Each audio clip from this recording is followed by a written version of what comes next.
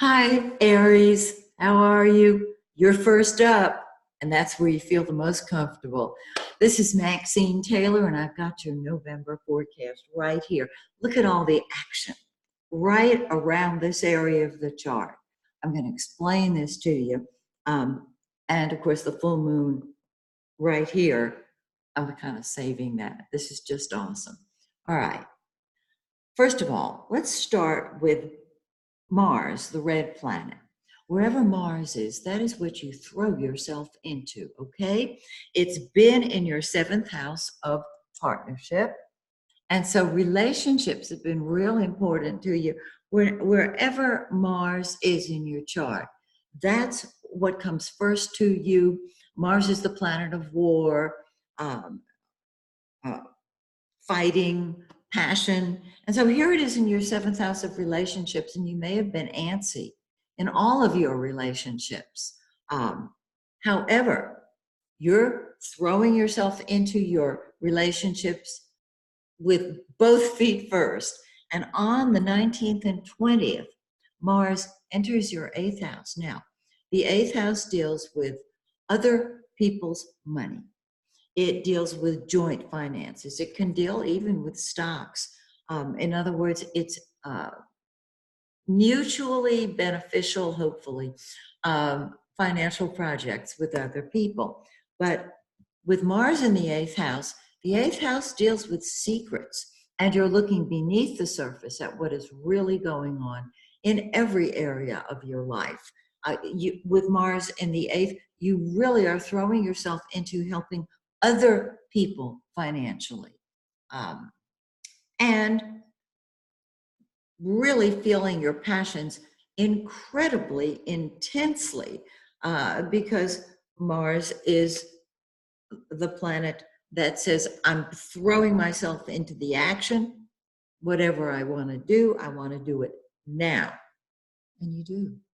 All right. Now, notice the blue planet. That's Mercury. It is retrograde all month. Now, I know it goes direct on the 20th. When Mercury is retrograde, we do not start new projects. Instead, we tie up the loose ends of unfinished projects. This deals with other people's money, with stocks, with bonds, with sex, with any secrets that you may be dealing with. So your thinking is quite intense during this time, okay? Makes a lot of sense to me.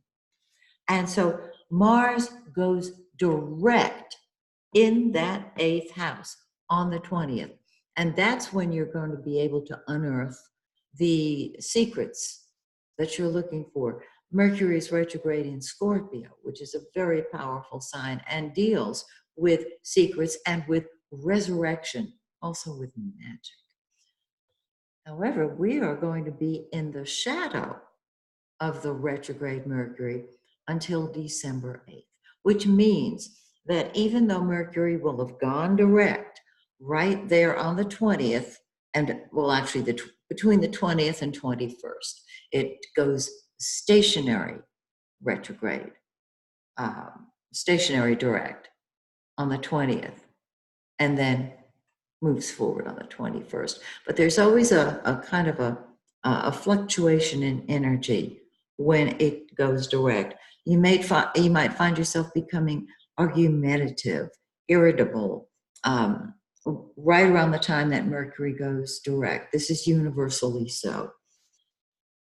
We will be in the shadow of the retrograde until December 8th. So if you can wait until then to put new projects, particularly those involving joint finances or any secrets that you are unearthing or you want to share, wait until December to do that if you can. If you can't, just know that the strongest part of the retrograde is while it is retrograde, okay? Now, the sun, the giver of life, our ego, the center of our solar system, is in that eighth house,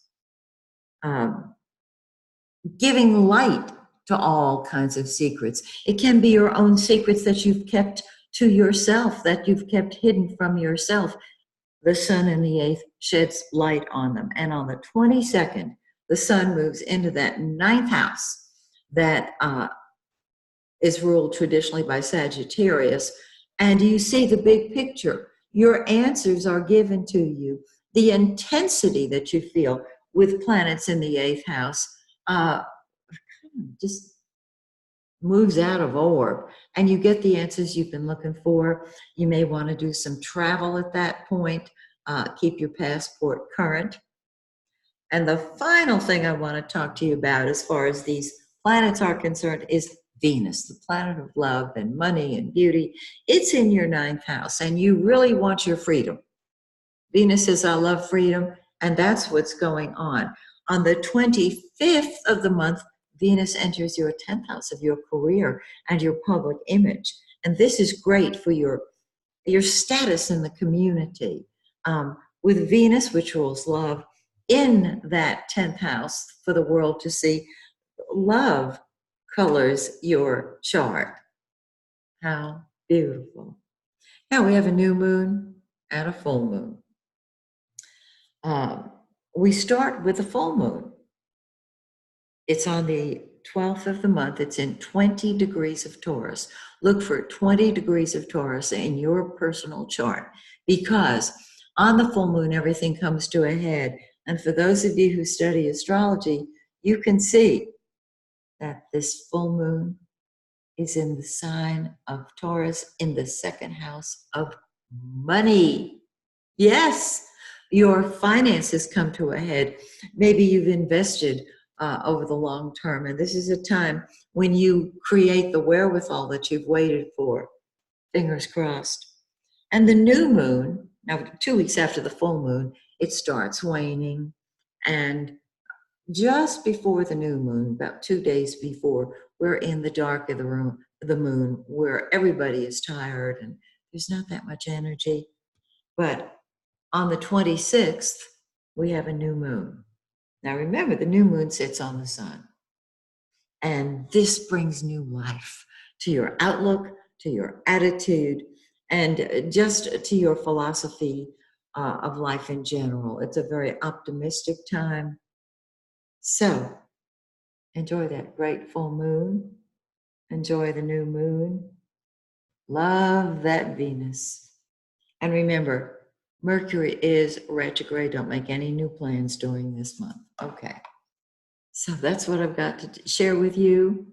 And my blessing, as always, may the stars shine brightly on you and yours.